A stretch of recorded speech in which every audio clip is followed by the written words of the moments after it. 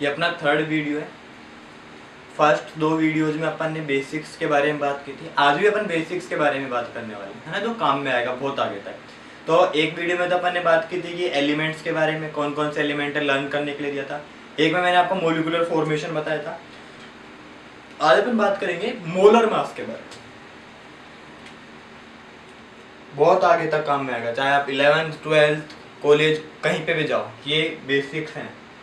तो अपन बात करते हैं मोलर मास के बारे में, या इसको बोलते हैं अपन मोलिकुलर मास। कि कोई भी आपके पास में अगर मोलिकुलर फॉर्मूला है तो उसका मास कैसे कैलकुलेट करेंगे, मास कितना आएगा वो है। तो सबसे पहले आपको पता होना चाहिए कुछ एलिमेंट्स का मास कितना है। जैसे अपन बात करें सबसे पहले हाइड्रोजन, तो हाइड्रोजन का मोलर मास होता है 1, ठीक है।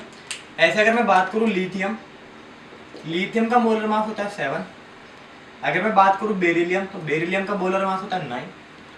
कार्बन की बात करूं तो उसका होता है 12, याद रखना इंपॉर्टेंट है कार्बन। नाइट्रोजन के बारे में बात करूं तो उसका मोलर मास होता है 14।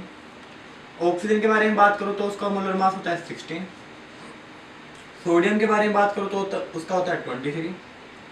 मैग्नीशियम के बारे में बात करूं तो उसका होता है 24। एल्यूमिनियम का मोलर मास होता है आपके पास में 27, ठीक है। और अपन बात करें एल्यूमिनियम के बाद में सिलिकॉन, तो सिलिकॉन का होता है 28, ठीक। ऐसे ही फॉस्फोरस का होता है 31, कोई काम तो आएगा नहीं कभी पर। सल्फर का होता है 32 और क्लोरीन का होता है 35.5। ऐसे अगर बात करें अपन कैल्शियम के मोलर मास के बारे में, तो कैल्शियम का होता है 40 और पोटेशियम का होता है 39। अपने को इतने ही मोलर मास के बारे में बात करनी है। जैसे कि हाइड्रोजन का कितना होता है आपके पास में 1, ठीक। लिथियम का मोलर मास कितना होता है 7। बेरिलियम का मोलर मास कितना होता है आपके पास में 9। कार्बन का मोलर मास कितना होता है 12। ऑक्सीजन का मोलर मास कितना होता है आपके पास में 16। नाइट्रोजन का मोलर मास कितना आपके पास में 14 है, ठीक है। सोडियम का मोलर मास कितना आपके पास में 23। मैग्नीशियम का मोलर मास कितना आपके पास में 24। देन अपन बात करें एल्यूमिनियम के बारे में, तो उसका मोलर मास कितना होता है आपके पास में, एल्यूमिनियम का मोलर मास कितना है 27, ठीक है। ऐसे में बात करूं मोलर मास किसका, सिलिकॉन का, वो कितना होता है आपके पास में 28। मोलर मास ऑफ फॉस्फोरस कितना होता है आपके पास में 31। मोलर मास ऑफ सल्फर कितना आपके पास में 32। क्लोरीन का इंपॉर्टेंट है 35.5। कैल्शियम का 40, पोटेशियम का 39। दो और लिख लो। कॉपर का मोलर मास होता है 63 पॉइंट समथिंग होता है, 63 लेते हैं। ऐसे आयरन का लेते हैं अपन या तो 55 या 56, जनरली 55 ले लेते हैं, है ना, 55 पॉइंट समथिंग होता है। तो मोलर मास कैसे कैलकुलेट करते हैं, मान के चलो लेट क्वेश्चन नंबर 1 आपको मोलिकुलर फॉर्मूला दिया हुआ है H2O, वाटर का मोलिकुलर फॉर्मूला। अब वाटर का मोलिकुलर मास चाहिए, तो हाइड्रोजन कितने 2, इसका M से रिप्रेजेंट करेंगे मोलर मास को। और एक हाइड्रोजन का कितना होता है 1, तो 2 × 1 प्लस ऑक्सीजन का कितना है 16, तो कितना गया 2 + 16 = 18। तो ये हाइड्रोजन का क्या हो गया मोलर मास, सॉरी H2O का मोलर मास हो गया। क्वेश्चन नंबर 2 देखो, NH3 के मोलर मास के बारे में बात कर लूं, इसको बोलते हैं अमोनिया।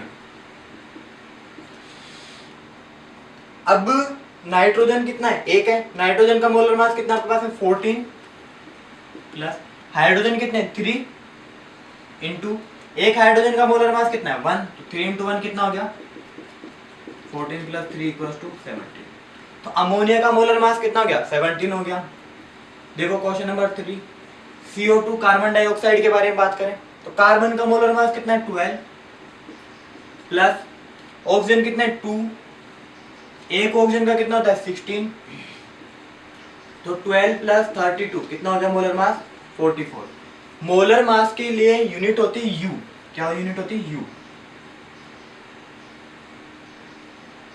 44 U। कोई दिक्कत है यहाँ तक, पक्का नहीं है। नेक्स्ट देखो क्वेश्चन नंबर 4, अगर आपको बोले मोलर मास निकालो NaCl का, तो Na का मोलर मास कितना है 23, Cl का मोलर मास कितना है 35.5। सोल्व करो कितना हो जाएगा 0.585, 58.5 हो गया। ऐसे आपको बोल दे मोलर मास निकालो MgCl2 का, तो मैग्नीशियम का मोलर मास कितना 24, क्लोरीन कितने आपके पास में 2 है, एक क्लोरीन का कितना था 30.5, तो ये कितना हो गया 24 प्लस 71, 5 इंटू 9 कितना हो गया 95 हो गया। ऐसे आपको बोल दें कि मोलर मास कैलकुलेट करो सोडियम ऑक्साइड का Na2, तो सोडियम कितना है आपके पास में 2 और एक सोडियम का मोलर मास कितना है 23 प्लस ऑक्सीजन का कितना हो गया 16, तो 46 प्लस 16 तो कितना हो गया ये 62, सबके पीछे यूनिट लगा दो U। ऐसे आपको बोल दे कि मोलर मास कैलकुलेट करो एल्यूमिनियम ऑक्साइड का Al2O3। अब एल्यूमिनियम कितने 2 हैं, एक एल्यूमिनियम का कितना था 27 प्लस 3 इंटू 16 तो 54 प्लस 48 12 9 10 कितना मास आ गया 102 U है ना। नेक्स्ट देखो molar mass of H2SO4, H2SO4 तो हाइड्रोजन कितने हैं 2, 2 इंटू 1 प्लस सल्फर कितना है एक सल्फर का कितना है 32 प्लस ऑक्सीजन कितने 4 है तो 4 इंटू 16 तो 2 प्लस 32 प्लस 64 तो कितना हो गया 898 U। ऐसे आपको बोले कि मोलर मास कैलकुलेट करो K2SO4 का, तो K कितने K का मोलर मास कितना 39, 2 इंटू 39, सल्फर का कितना है 32 प्लस 4 इंटू 16 तो कितना हो गया 78 प्लस 32 प्लस 64 ऐड करो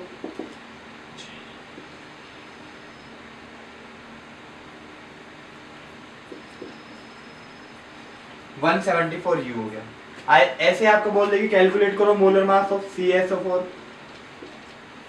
तो कैल्शियम का मोलर मास कितना 40 प्लस 32 प्लस 4 इंटू 16 तो 40 प्लस 32 प्लस 64 कितना हो जाएगा आपके पास में ये 136 U। हाँ ठीक है ना, कोई भी मॉलिक्यूलर फॉर्मूला दे सकता है, कोई भी मॉलिक्यूलर फॉर्मूला का आपसे मोलर मास कैलकुलेट करने के लिए वो दे सकता है, ठीक है ना। ये समझ में आ रही है, बेसिक से स्टार्ट किया H2O से, सिंपल सिंपल। अभी और मॉलिक्यूलर फॉर्मूलाज की मोलर मास निकाल दिया था, कोई दिक्कत है नोट डाउन कर लो इसको। देखो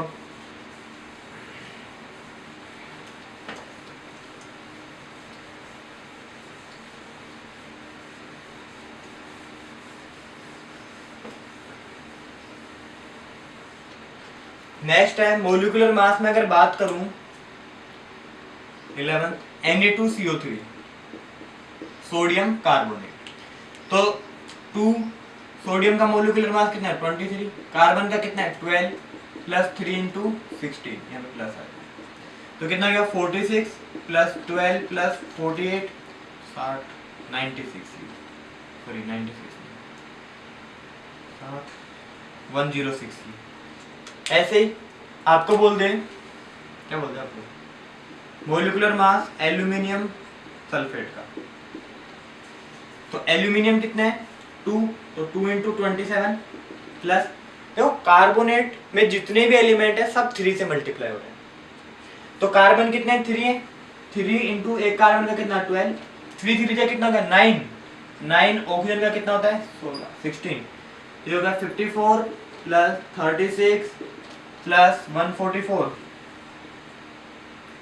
तो क्या 54 प्लस 180 तो कितना जाएगा 234 यूनिट होगा। यहाँ तक कोई दिक्कत है ना।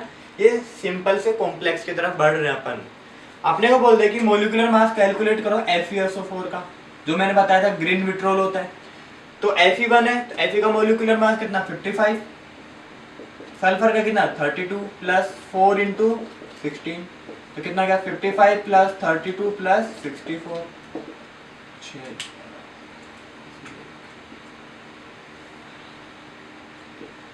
तो ये हो गया 151 U। ऐसे आपको बोल देगी CuSO4 का मोलिकुलर मास कैलकुलेट करो, तो कॉपर का कितना आपके पास में 63, सल्फर का कितना 32 4 इंटू 16 तो 63 प्लस 32 प्लस 64 तो कितना हो जाएगा 159। कोई दिक्कत है यहाँ तक? पक्का? आगे चले? ठीक है, देखो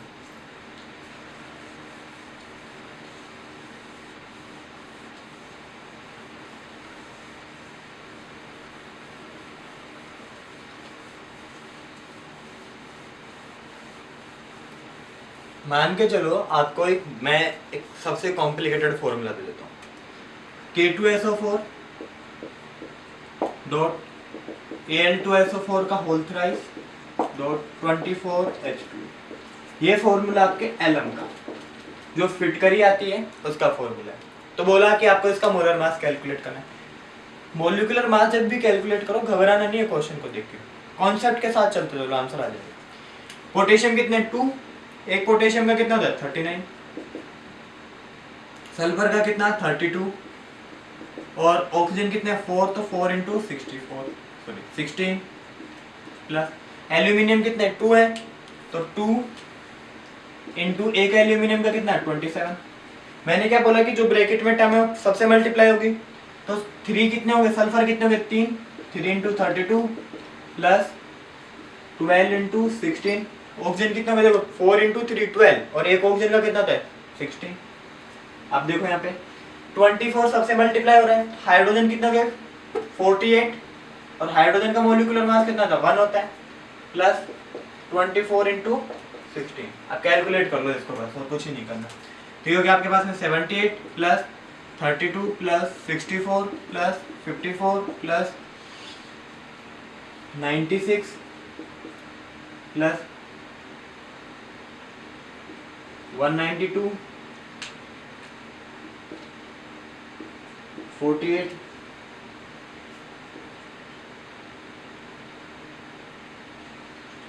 384। ऐड करो इनको सबको, 8 इंटू 10 14 14 18 18 24 26 34 38।